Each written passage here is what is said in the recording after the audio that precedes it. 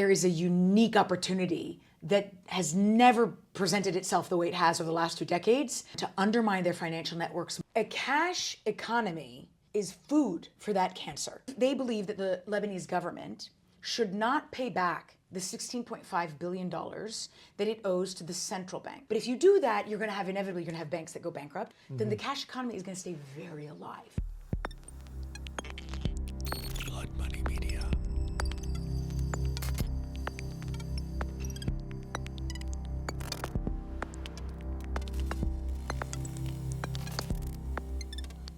Hagar, thank you so much for coming. Thank you for making the time. I really appreciate it. Thank you for having me, Ian. I'm so glad to be here. A real pleasure always to chat with you. Likewise. So today we're going to be talking about Hezbollah financing, which you have been continuing to keep an eye on in your post-Treasury days and post-NSC days.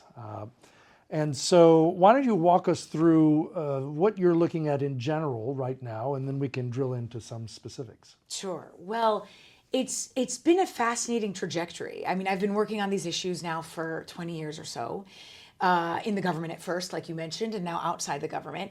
And since last year, there is this now unique opportunity to undermine Hezbollah on another level. And that's because after the war between Hezbollah and Israel escalated last fall, Israel really effectively decapitated Hezbollah.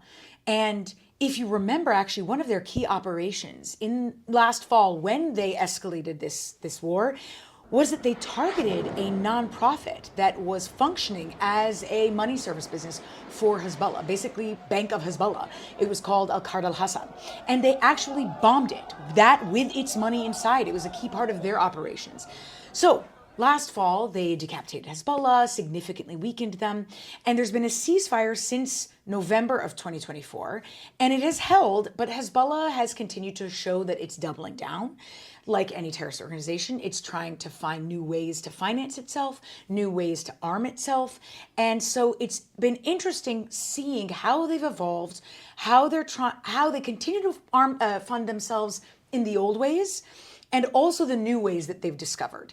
And so to catch you up a little bit, they have some of the old ways that they continue to fund themselves include money from Iran, if they can still get it, because the routes between Iran and Lebanon through Syria have effectively been closed, not completely, but mostly. The new leader in Syria, President al-Shara, has no interest in allowing Iran in the country whatsoever, hates Hezbollah with a passion. So that has certainly undermined Hezbollah's ability to raise funds or receive them from Iran, but they're still finding a way to do it. It's still one of their biggest backers. They still have businesses around the world that seem legitimate, that are also sending money to Lebanon, to Hezbollah. They also still have networks of theirs that, you know, we used to say when I was at Treasury that when you would sanction, often you were sanctioning the center of the onion, and then you would go to the outer layers of the onion. Well, those outer layers are still very active. So you sanction one target, but then perhaps they create a new front or under a new name or a new organization, or they open a new company or whatever it is in their wife's, niece's, baby's name, right? It's always a game of whack-a-mole. So they also still do that. They're still involved in things like drugs and diamonds and so on. But where we're seeing them look at new opportunities are, for example, one is in the cash economy that has proliferated in Lebanon since the financial crisis Lebanon went through in 2019 and 2020. And then the other way is that now that there is a ceasefire between Lebanon and Israel, and there's a lot of effort and focus and talk about how to reconstruct the South, that's also something that Hezbollah is trying to get its dirty little hands on by creating organizations that they say should be in charge of reconstruction and so on, which are actually fronts for Hezbollah. So they continue to evolve and adapt as any terrorist organization does, but there is a unique opportunity that has never presented itself the way it has over the last 2 decades to get at them, to undermine their financial networks more than before because of how weak they are and because the Lebanese government is finally reasserting itself and its sovereignty and undermining Hezbollah further. So in the cash economy, cash is difficult to track. because there's less of a paper trail. So this is why they're able to thrive in a more cash and less formal economy. And in that sense, cash is still fluid within Lebanon, correct? Mm-hmm. And so there are these cash houses that are effectively acting as banks. Is that right? That's right. And are these storehouses for Hezbollah assets? Are they collection points? What are they? So it depends. It depends on each one. And so let's walk back a little bit, this issue of the cash economy, because it's really important in how it furthered Hezbollah's ability to raise, move, and store funds. You have in 2019, you had an initial banking crisis at first. You had mass protests in the streets that had been sparked by an effort on the government's part to impose a tax on WhatsApp. So Lebanese hit the streets. That was for them the straw that broke the camel's back. They hit the streets en masse, start protesting, and it ended up going and heading toward a run on the banks. So there was a run on the banks, and then capital controls put in place because the banks didn't have all their money. And the reason the banks didn't have all their money was because the government had borrowed money from the banks to finance its reckless spending. They borrowed $16.5 billion from the central bank, which borrowed that money from, or most of that money, from the banks themselves. So, and you end up having all of this ends up surfacing. Capital controls are put in place. People can't take out more than $300 a week. It's a nightmare. And then in 2020, that crisis worsens even further when certain members of a political movement, it's hard to describe it. It's leftist or reform, but they also kind of want to become billionaires. It's a little bit messy. This movement called Kuluna Irada, they pushed for the government to default on its euro bonds in March of 2020. By pushing the government to default on its euro bonds, it then caused the currency to collapse overnight. It lost something like 90% of its value. At the moment, the Lebanese pound has lost almost 97% of its value. It caused everything, the whole system to collapse in Lebanon, and Lebanon to go into this horrific crisis that you're seeing, that it remains True in. financial crisis. Yes. And what ended up happening is already you have a lack of trust in the banks dating from 2019, obviously. Yes. People have money, their savings, their accounts, they can't access their funds. And then you have now on top of it, you have a general feeling of instability and lack of confidence that ended up undermining faith in the banks whatsoever. And so it caused a proliferation of these cash companies. Mm-hmm. Something like a dozen of them. Instead of hiding cash under your mattress, you're now storing it at this new cash bank. Well, both. In Lebanon, it's both. Mm-hmm. In Lebanon, it's definitely both. But people, even if they are storing their cash under their mattress, which a lot of them are, because they don't trust anything, they are using these cash companies for loans, for moving money, for raising, storing money, and so on.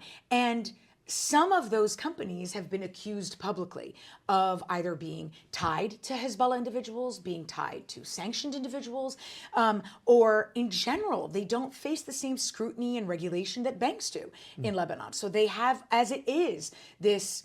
They just don't follow the same protocols or processes that the banks are required to. They don't have for example, the Financial Intelligence Unit doesn't have the same authority or oversight over these money service businesses that they do over banks. And that's a technical aspect? Is that a legal aspect? That's a legal aspect. Yeah, that's a legal aspect that needs to be fixed also. That absolutely needs to be fixed.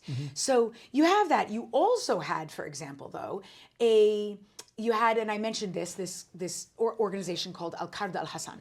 Al-Qard Al-Hassan was a nonprofit. It is still technically a nonprofit organization. It is registered as such in Lebanon.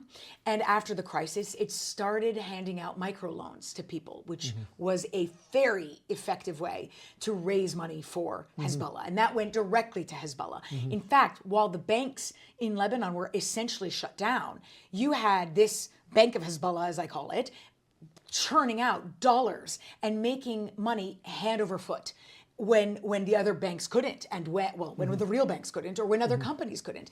And that's because they took advantage of this general situation. They took advantage of this cash economy. They took advantage of the banks losing all the trust of the public sector, which of course it would. So when that's that situation in general, and as you would have this with any cash economy, it allows Hezbollah to more easily raise, move, and store funds, and to do so in a very insidious and very surreptitious way. Because there isn't the sort of paper trail, Right. or the oversight, as you say. I want to come back to where the cash is coming from. But before we do, you said that it's also an opportunity to be able to crack down on Hezbollah financing. Now, why is that? So on one hand, when the U.S. government and its partners have always cracked down on Hezbollah financing, have always looked to disrupt Hezbollah's financial networks. However, when you have a situation where they have been further undermined, where they are weaker thanks to Israel, where Israel decapitated their entire leadership and significantly weakened them. In Lebanon, there is now a new president. There is a cabinet where Hezbollah only has 2 seats in the cabinet. That wasn't the case before. And so they themselves, Hezbollah itself, has lost and is increasingly losing its influence and power in the government. Now, that could change, by the way. I don't want to be overly idealistic here. But for the moment that we are in right now, in 2025, that is an opportunity, because then it means that the government can take the steps that it should have been taking all these years to, for example, crack down on these money service businesses and ensure that there are proper regulations and oversight over them, and that they're following the rules. Or that a nonprofit like Al Hassan, which is not legally allowed to be functioning as a financial institution and giving out microloans that benefit anybody, let alone Hezbollah, that institution is cracked down upon. So the new central bank governor, for example, his name is Karim Suaid. He issued a circular that's kind of the same for us as it would be called an advisory that you would see from the Financial Crimes Enforcement Network. Same thing. He issued an advisory or circular to Lebanese financial institutions, telling them what they could and could not do with Al Hassan and other sanctioned entities. And the bottom line was that they couldn't do business with them. That is a significant step. We haven't seen that coming from the Lebanese government in years. And it's a very bold move. Because Hezbollah banks had been directly tied and were taking advantage of their relationship with the central bank, and the central bank wasn't closing them down to the extent that they should have. Right. Is that right? And the job of this governor and the job of any agency or organization that wants to ensure that Hezbollah is going to have a harder time raising and moving and storing funds. One key part of that strategy has to be to undermine the cash economy and restore faith in the banks. It cannot just be exposing more Hezbollah targets. That, of course, that's inevitable. That's a necessary part of any sanction strategy. You have to continue hunting and finding and exposing all those individuals and agencies and organizations and companies and fronts that Hezbollah has, because like I said, it's a game of whack-a-mole. They continue to develop new ones and so on. But it has to be done simultaneously with undermining the cash economy and incentivizing everybody to move that cash back into the banking system. But also, to do that, you have to restore faith in the banking system with the proper financial, economic, banking, and government reforms. So it really has to be this holistic approach, because if you, for example, if you go and you target, Jane Doe of Hezbollah, a new Jane Doe, who has a new company or new business or whatever, or new charity, let's say, but you still have a cash economy, you're not isolating that target very well, because that person is probably going to find a way to raise, move, and store funds in the cash economy in an easier way. Because of its difficulty to track. Yes, exactly. In terms of the cash itself. That's right, exactly. If you force those funds to come under, to be more transparent, to have more financial transparency to it, more integrity to it, then you are making it much more difficult for Hezbollah to abuse a cash economy and exploit it for its purposes.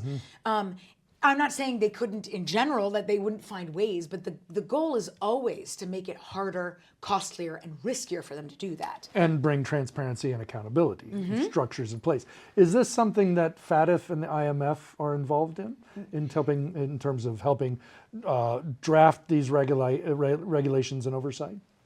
Yes. So let's break it down. Okay. Because the two are not the same No. in this effort. So FATF, Lebanon at the moment is on the FATF gray list. And Lebanon is working to implement the measures and metrics and steps that they have to in order to get off that list. And that will be a key part. So for example, I have no doubt that one of those pieces is going to be crafting and implementing the regulations and rules that are needed to oversee those MSBs and those money service businesses, and to ensure that you can have a money service business. I'm not trying to say that you can't. We have them all over the world, but they have to follow the same rules and protocols that financial institutions do. Just like crypto platforms here have been required to Right. follow the same sort of money service business requirements that banks do and other That's right. MSBs. That's right. So there's going to be, so you've got that effort, and you have a whole other bunch of efforts. You know, for example, off the top of my head is ports of entry is a big one. The Lebanese, under the new president and new government, have done a really actually remarkable job. I will say this, and I would not say this if it weren't true, in really taking charge over the airport in a way where it hadn't been nothing like it before. It's night and day, really. Tell us what was happening before. Well, the airport was fully under Hezbollah's control before. And why does that matter? Well, because it means that, first of all, not only did they know the manifest on every single flight coming in, but they can control, they can smuggle items in through cargo super easily without customs, without tax, by the way. I mean, there's that has multiple benefits to it. Not only could you could smuggle illicit items, drugs, diamonds. You could smuggle just general goods that you then don't pay a tax on, but that you sell in a cheap way. There's a lot of discussion about how they import Iranian items that are sold in supermarkets, for example, and then they do it at a low cost, and they're just making money again. And tax-free. Tax-free, exactly. So it's a tax evasion issue on top of it for a government that is broke. That I mean, not totally broke, but they need the money. Yes. They need to generate revenue. They have a massive debt crisis at the moment. So there are a lot of problems with that. You could smuggle in cash. When you control the airport, you control all those vehicles, all those avenues of cash movement. So the airport has improved significantly. And this year, for example, the airport first stopped, they seized 50 pounds of gold that Hezbollah was trying to smuggle. And they also intercepted an effort for somebody was trying to bring in $8 million in cash through the airport, and they intercepted that. So is it perfect? I don't know. But that is a significant step forward that was not the case before. Yep. Now, you still have to improve the situation at the port. The shipping ports, for example, there were no scanners, or no scanners that were functioning. Apparently now there are new scanners. That's something the U.S. government has pushed heavily. There are new scanners. Apparently those are going to be set up and implemented quite quickly. And they need to assert control over that. They need to assert control over a small airport in Tripoli, they being the government, the Lebanese government. And they need to assert control over the ports of entry to the north with Syria. That's where on the Syrian side also, it's, al-Shara has his own challenges and doesn't have full control or authority over the country there. Porosity there means goods, weapons, men, all can be moved into Of course. And it's, again, with any terrorist organization, it's always a moving target.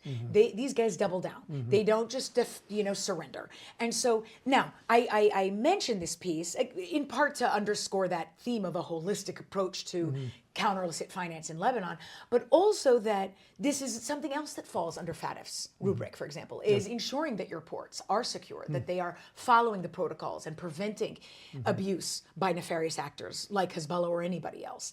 So you've got that's on the FATF side, and that's something that's being worked on. It's going to take time because, again, it's not just about crafting those pieces of legislation or regulation, it's also proving execution of them. But when you have a government that is new, they have a president. They had not had a president for 2 years, up until January 2025, after Hezbollah was decapitated and couldn't tighten its noose anymore, couldn't hold that noose around Lebanon's neck. They elected a president. There's a new prime minister who has been of late pretty good on these issues, generally at least. And you have, like I said, you have the central bank governor who's proving to be very brave on being strong on these issues. Yes. So you have a real opportunity there, is my point. The IMF piece is a separate piece, but a big one, and is a very important one. And their angle is really more about Lebanon's debt situation. Lebanon has been in this crisis now for 5 years, I guess. Yes. And so the IMF has come in several times trying to fashion a package of loans and aid, a mix of loans and aid to Lebanon. And the latest figures would be that package would be something like $3 billion over the course of 6 years. And how would that look? Could Lebanon get there? Now, the IMF has asked Lebanon to pass a series of banking reforms Yes. in order to be eligible for those loans. Yes. There are a lot of problems, in my opinion, and I'm sorry, I hope I don't mess up the audio. I want to be clear, this is my opinion.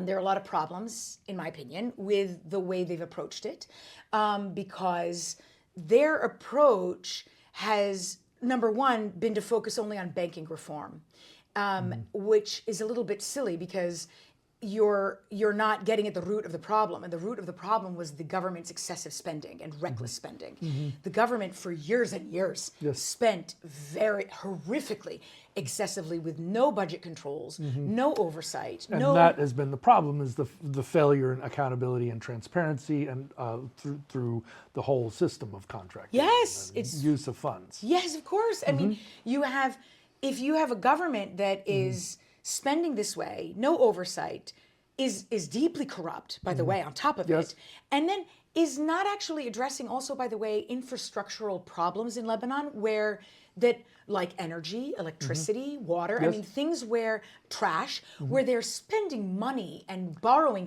to spend when they could actually fix it if they perhaps privatized or figured out a solution that made sense. They were never incentivized to do that. So there's no reform being asked on that front. It's being asked on the bank. Now, if you ask the IMF, they will tell you, because I have, they will tell you this is the process. This is how it works. It's a formula. We applied this in Greece. We applied this in Ireland.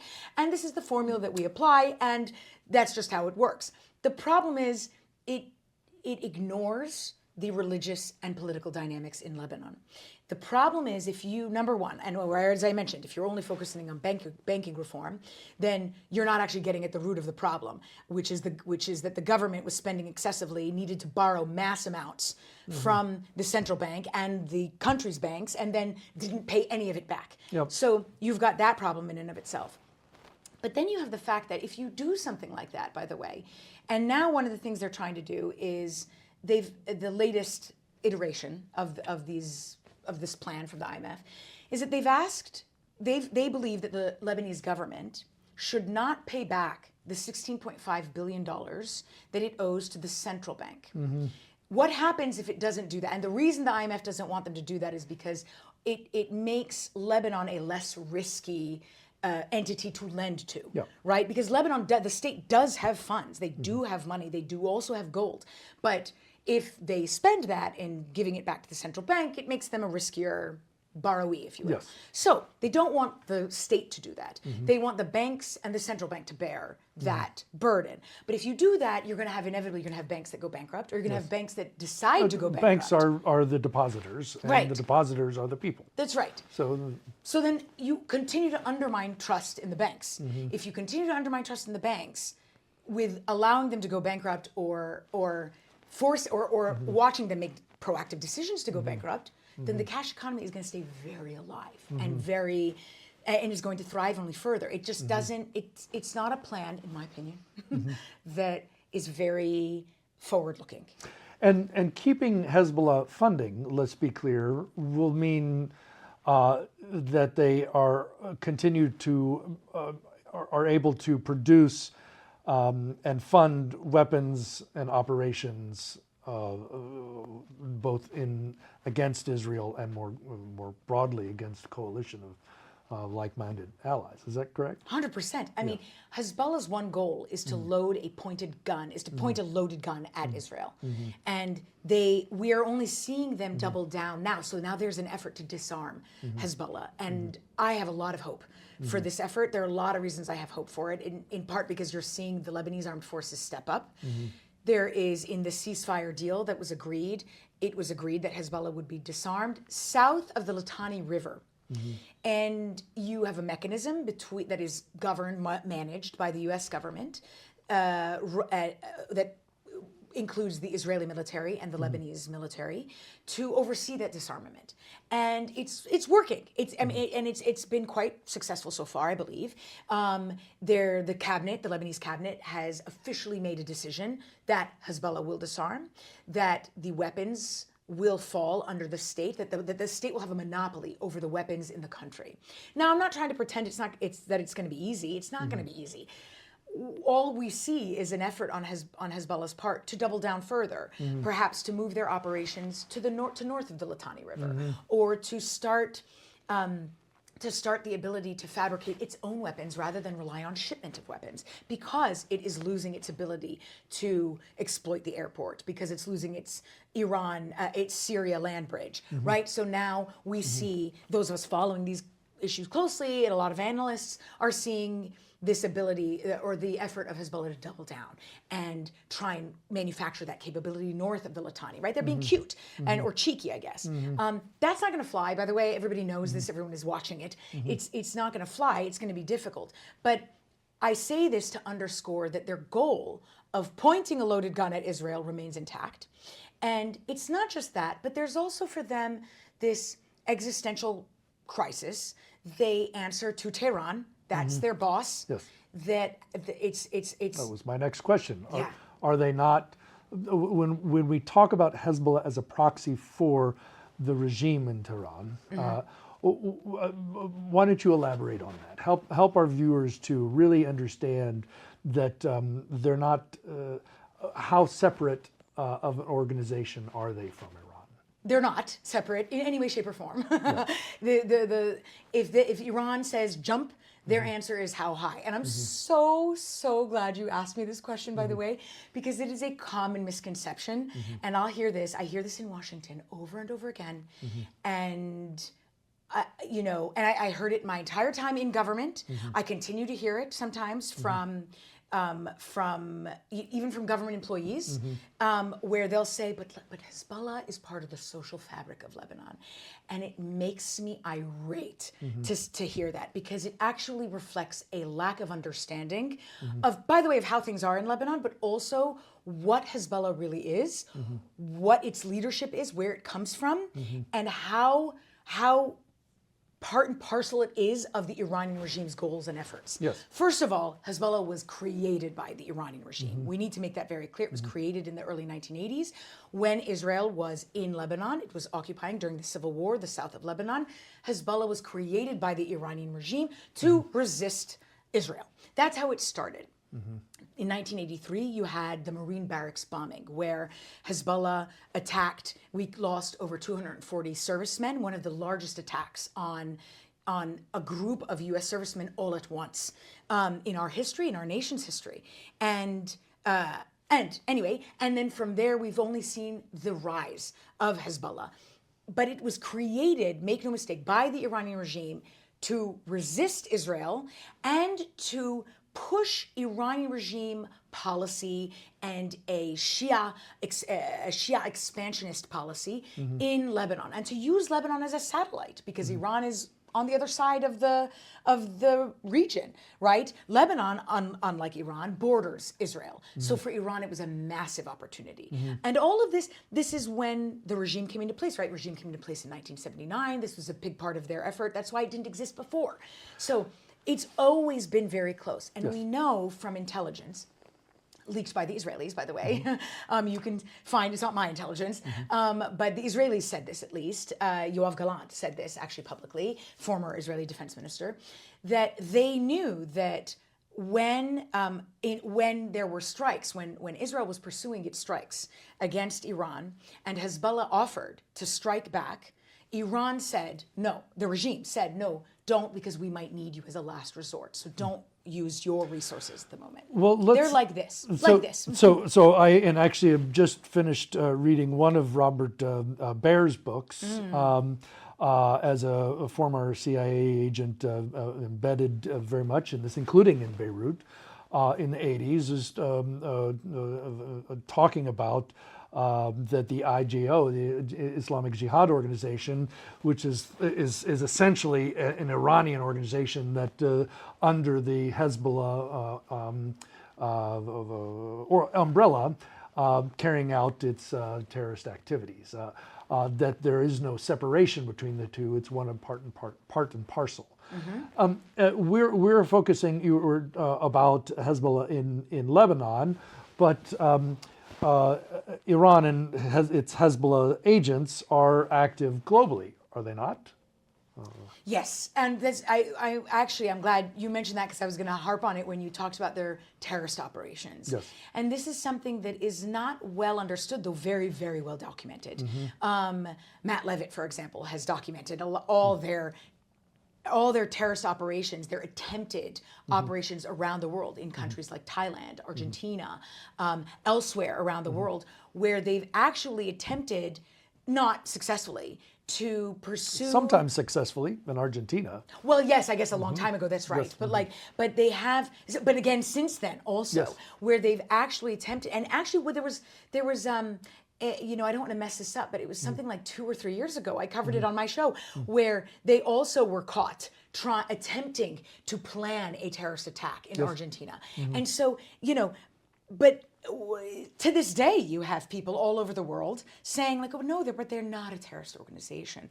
They are a political party, or a political party with a militia. And you're seeing that statement still all over this world, and it drives me up the wall, because these are actually facts. This is not a matter of opinion. No. These are actually facts that are documented all over. They pursue, it is an arm, it is one of the prongs of their strategy to in part be a resistance organization against Israel, given the targets that they're going after, in part to push an agenda that is pro-Iranian regime and the foreign policy that the Iranian regime wants, which is ultimately about expansionism across the region, right? Why does the regime support terrorist groups and militias across the region? The Houthis, Hamas, militias in Iraq, Hezbollah. It is, or was, I guess now they're licking their wounds, and they're on their defense now. But that all of that was about spreading influence across the region and having control, right? And at the risk of sounding very simplistic, at the core of a Sunni-Shia fight, a tug of war. They wanted to win that tug of war. And having terrorist groups that pursue operations globally can help in threatening people, in making them more fearful. Perhaps it's about targeting dissidents and activists. They do that already, right? So it's all one package. It's all multiple prongs and of a financing. Strategy. These global networks, tapping a global diaspora of Hezbollah-run agents, use these as financing as well. And I'm glad you brought that up, because these networks are not just financing networks globally, but also strategic networks for conducting strategic operations. And you mentioned targeting dissidents, Iranian dissidents in Europe.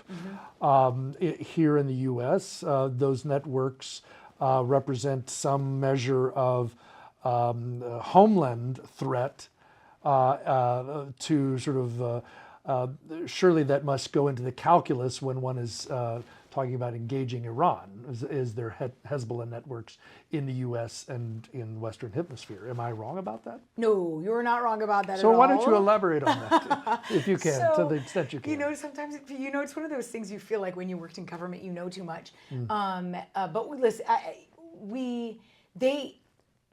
there's always an effort on the part of the Iranian regime and Hezbollah to have a presence worldwide.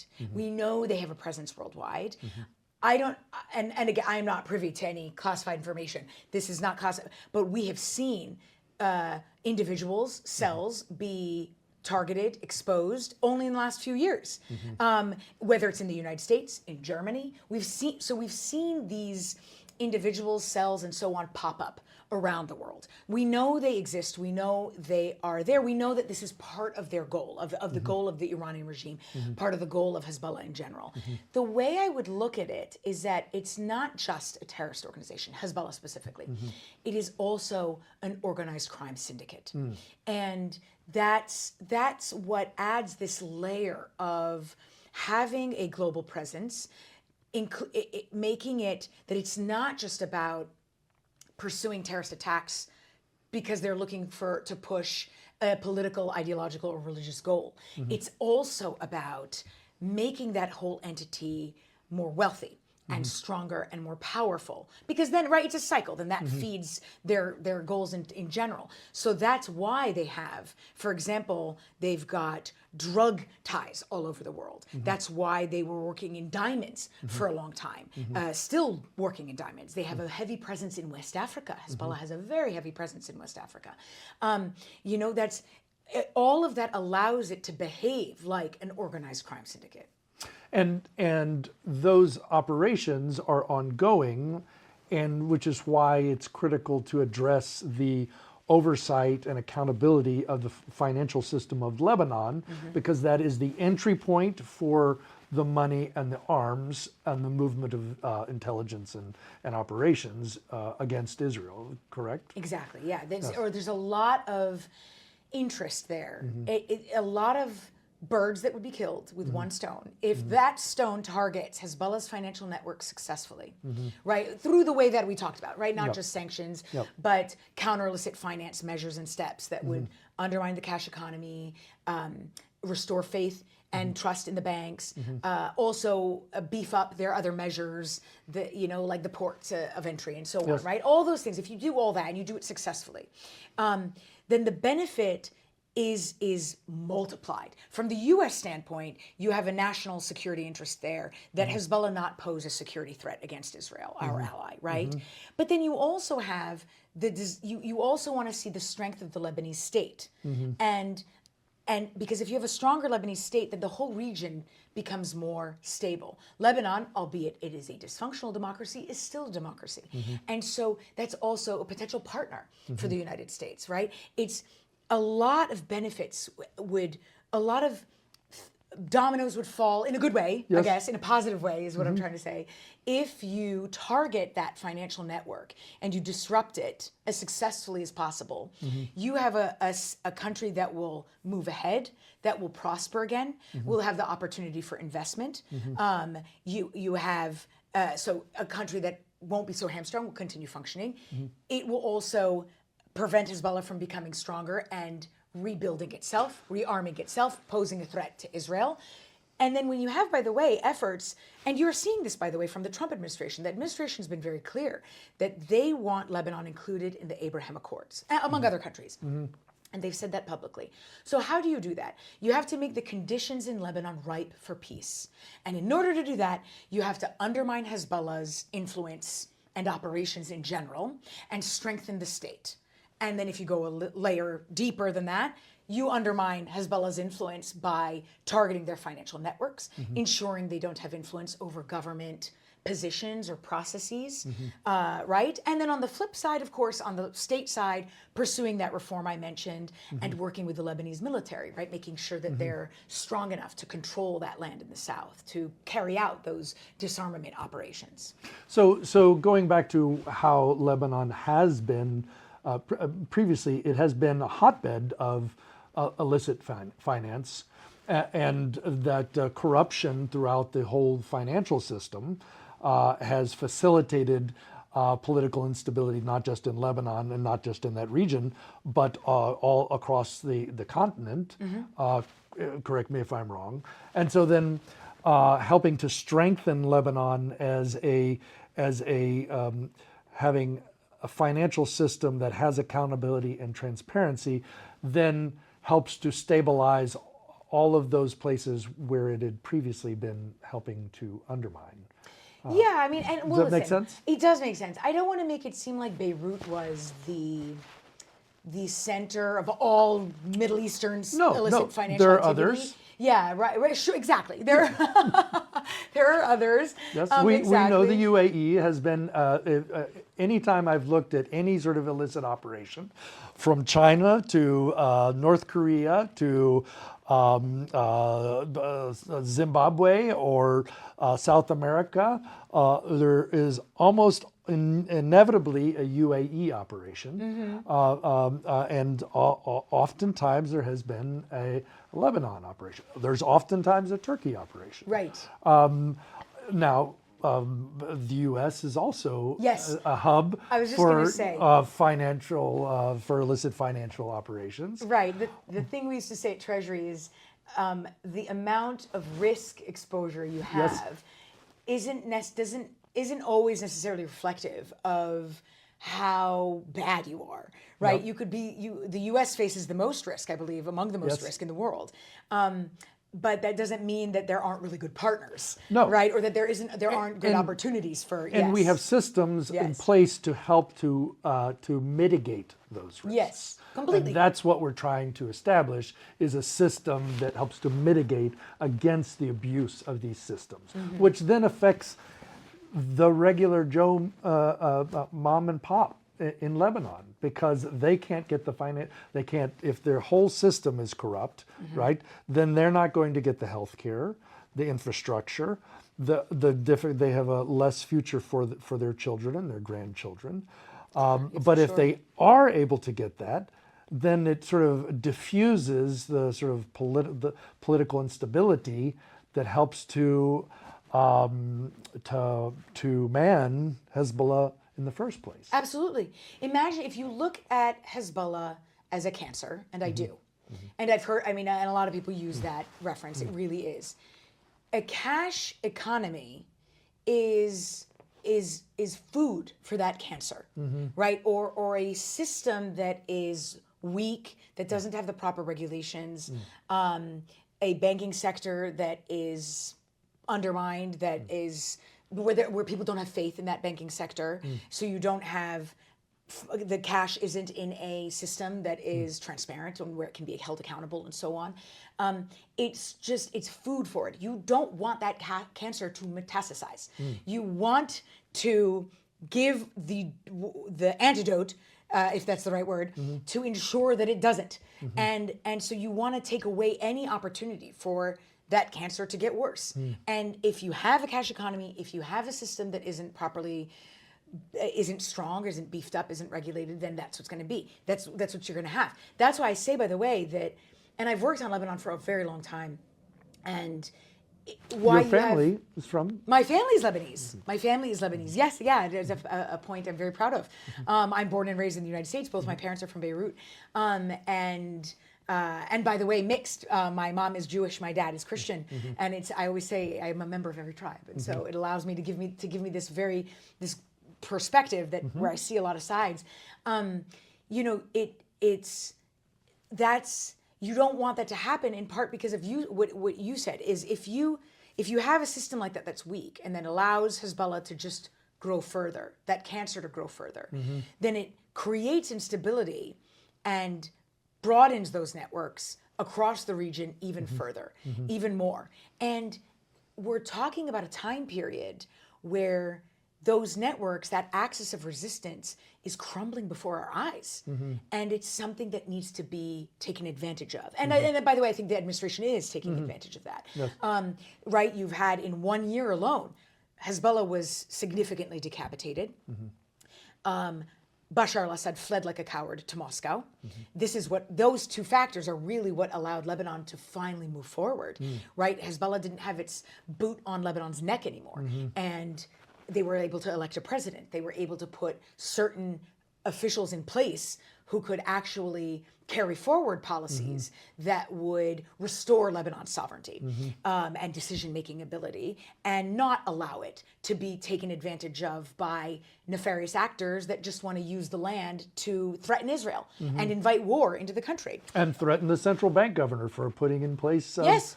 The appropriate oversight. Exactly. Yes, absolutely.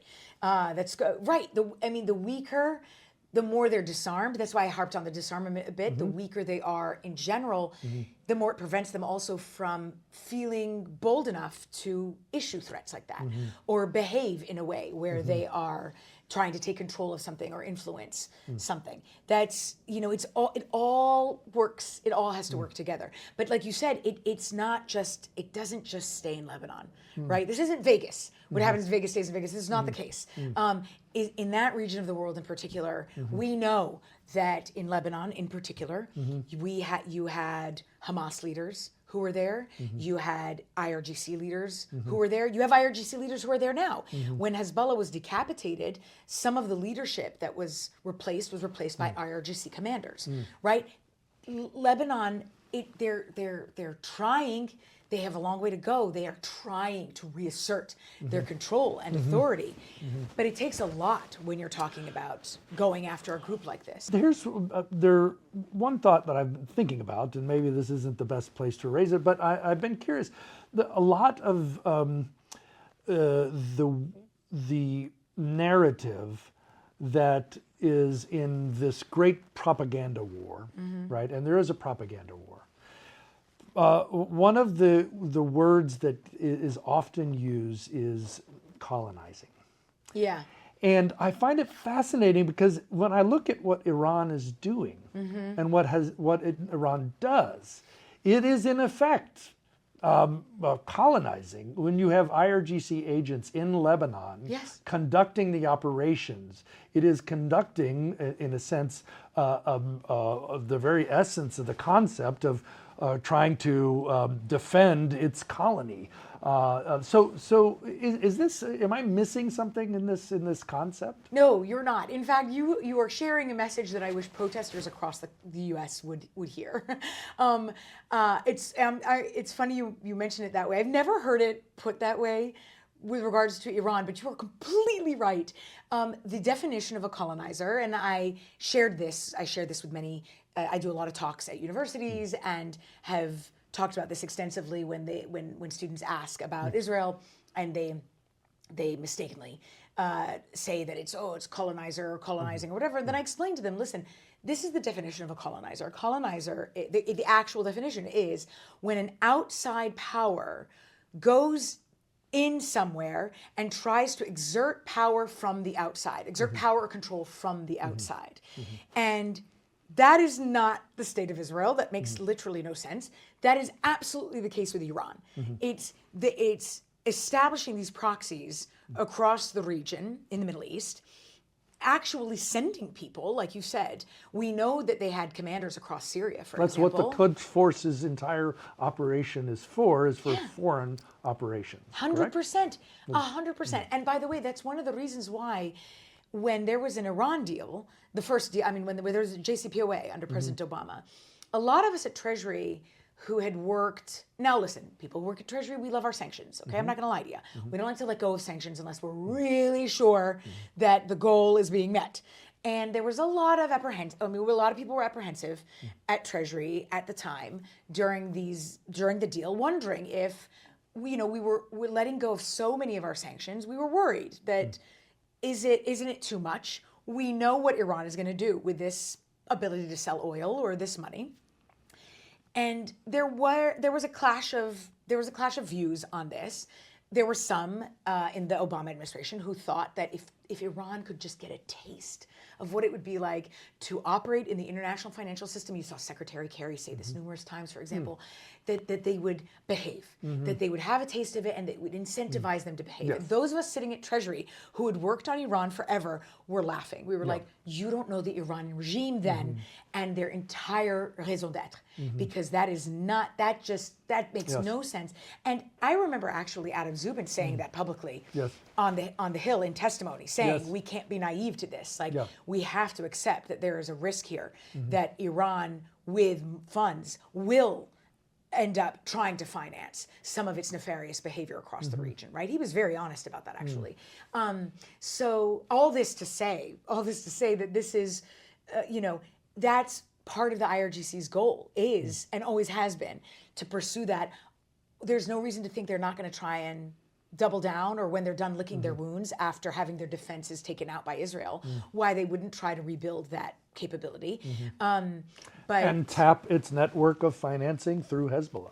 absolutely. Because Hezbollah is not just a financier for Hezbollah, it is a financier for Iran, is it not? 100%. So the funds do go both ways. There Yeah. are benefits. I mean, Well, and importantly, if you were to rank the thugs, the club of baddies, if you will, in this axis of resistance, Hezbollah, if you compare to the Houthis and Hamas and the militias in Iraq, are likely the most sophisticated when it comes to their global presence, their global operations, their businesses, their the way they have set up their ability to raise, move, and store funds. Yes. It is nothing like the other organizations, and so that for Iran is a boon. Yes, it's amazingly strategic. I mean, Yes. and you're thinking about the extent to not which dumb. there is embedding these powers within Venezuela.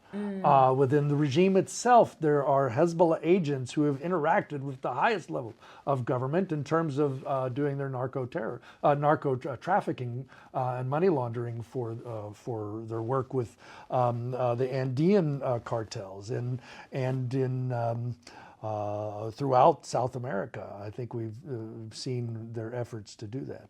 Isn't it so interesting? I always say this. I always use the term club of baddies. Yes. And they really find each other, right? Iran, North Korea, Russia, Venezuela, Yeah. Hezbollah, right? They're just, yes, they all find each other. They all work together. And it's so strange to me because, as you say, there was this view. I remember Geithner took this view with China to some extent. Is that, look, if we help them to see that there is a benefit to being a responsible global participant, then there is a benefit. It is a benefit to all, right? If we work, under the rule-based order, and Iran has so much potential. The human potential, the resource potential, the education. So much of it has now left the country, unfortunately. But The Iranian people. the Iranian people, Yeah. and They don't want this regime. No, and the people, and there's so much, and it's all wasted through all of these machinations, this asymmetric warfare that only hurts not just them, but most importantly, the people themselves. Who is it? The people that suffer the most. It is. Just think about the people who aren't involved in these machinations. No, right? they become. You know what? What's so interesting? You're saying that is that in Lebanon they're realizing that now. And that Yes, is they're so like, critical. yeah, it's and so that critical. gives the political power to oust these corrupt actors. Exactly. There is an understanding in Lebanon. And I don't want to say from everybody. Obviously, it's not going to be from everybody. And I'm not trying to say that the majority of Lebanese are pro-Israel, but they are pro not having war with Israel. Yes. And they recognize, much more so now than they did before this recent escalation of last year, they recognize that it's Hezbollah that is inviting war and violence into the country. And I'm talking about the Shia in the south as well. It's not just the Sunni or the Christians of Lebanon. It's also the Shia who are recognizing that, who realize that Hezbollah is the liability, that it's Hezbollah that has invited this war. Yes, if we're making weapons here, we have precision guided missile plants Right. Here in Lebanon that they become targets, that those PGMs are being used against Israel. Absolutely. Yes. And they're not willing. They're not willing to be martyrs. They don't want their houses bombed and destroyed. And by the way, this is a fascinating point. So not only do they not want their houses and bombs destroyed, because Hezbollah wants to sacrifice the south of Lebanon for its absurd fight against Israel. It's not just that, but and that was further proven. A lot of the strikes that we saw where Israel blew up missile arsenals were right in the center of residential areas. And you knew they were missile arsenals because you knew they would continue exploding over and over and over again, right? You're talking about basements of apartment buildings and really dangerous areas that Hezbollah was in. But critically here is that Hezbollah has no money this time. Unlike the last war between Hezbollah and Israel in 2006, yet another war Hezbollah started. But that one, the people didn't really see as much, or they were not as willing to admit that Hezbollah started that war. Maybe some, but not like now. Now they really see it. And part of the reason, by the way, is that Hezbollah also cannot, they have no money to finance the reconstruction of those people's houses. Their big thing is that they promise, you know, like, don't worry, I'm going to take care of you. Don't worry, we're going to fund this. We're going to fund you. You know, this is part of the cause and part of the mission. Yes. They have no money to do it. They are trying to find ways for the Lebanese government to pay for that reconstruction, which says a lot about Hezbollah's state, its current financial state. It still does have money, don't get me wrong, but they don't want to use the money they have left on that reconstruction. They would rather find a way for the government to do it. Whereas after 2006, they shelled out cash left and right. So that also says a lot about. And which is why you're saying this is a critical moment to be able to take advantage of and asphyxiate Hezbollah's financing operations. And it is a very short window of time. The reason is because there are parliamentary elections scheduled for May 2026. Hezbollah is already planning a very big campaign. Like I said, they're not dumb. Now, I've never accused Hezbollah of being dumb. Thugs, yes, not dumb. And they are planning a very significant campaign to gain popularity, to gain more seats in the parliament. The parliament, the way it is structured is, and everything in Lebanon, in its government, is structured based on a religious balance of power. And that has been the case since the end of their civil war in the early 90s. So in the parliament, 27 seats are granted for the Shia. At the moment, less than half of that is occupied by Hezbollah parliamentarians. They are trying to get more of those Shia seats. So that and by the way, not just that, but they're trying to ally with other Christians and Sunnis, others in general in Lebanon, so that if they have Hezbollah allies or influenced seats among the Christians and Sunnis, then it gives them a voting bloc in the parliament to block whatever regulations, laws, processes, you name it, the president, as they did in the past. So they're going to attempt to do that again in May of 2026, which is why getting at that financial network, getting at that disarmament now is so critical. And why you think that perhaps the IMF should expand their sort of conditionality to go beyond simply the banking sector. Yes, absolutely. I am also a believer that the IMF is not the only way to go for Lebanon to develop its untapped resources. By the way, and I know I'm going to sound like a peacenik here, and I am working, you know, on this effort. I'm very passionate. If you can't work on these issues, if you're not hopeful, if Lebanon has peace with Israel, if Hezbollah is disarmed, and Lebanon has peace with Israel. And by the way, this is not a far-fetched idea. The president today, President Aoun today, and you and I are taping this the day that the deal on the Gaza end of war from the administration was announced and the hostages were released, right? President Aoun today said that Lebanon needs to have a dialogue with Israel to solve its issues. Okay, so this is not a far-fetched issue. Maybe you don't call it peace. It could be normalization. Could be a security agreement. Whatever you want to call it. If you have a deal with Israel where you have some kind of agreement and mutual recognition of territorial integrity and sovereignty and so on, and you undermine Hezbollah's entire idiotic resistance narrative, then you remove that threat of violence, that shadow of war that exists now. And what happens after that? Investors. Lebanon, exactly. You have investors, you have expatriate deposits, Lebanon can finally actually move forward and prosper. So sometimes it sounds far-fetched when I say this. And again, this is not even the only way. There are also other ways for the Lebanese government to develop its untapped resources. Its port, for example, it's all its ports across the Mediterranean, right? There are a lot of sectors and industries it could actually grow if it had the proper reform and proper direction. And I think that they can get there, by the way. But if you have peace, it's a whole other. Who needs an IMF loan? Why would you tether yourself to any loan when you could generate that revenue yourself? Hagar, An absolute pleasure. You and I could talk and talk and talk and talk. I agree. But I won't do that to you. I get really geeky on these issues. No, it's great. I know. Thank you so much. Thank Really you. appreciate it. Thank you for having me, and it was such a pleasure. And I'm so excited about your brand and your mission. It's really exciting. Here's hoping that it works out.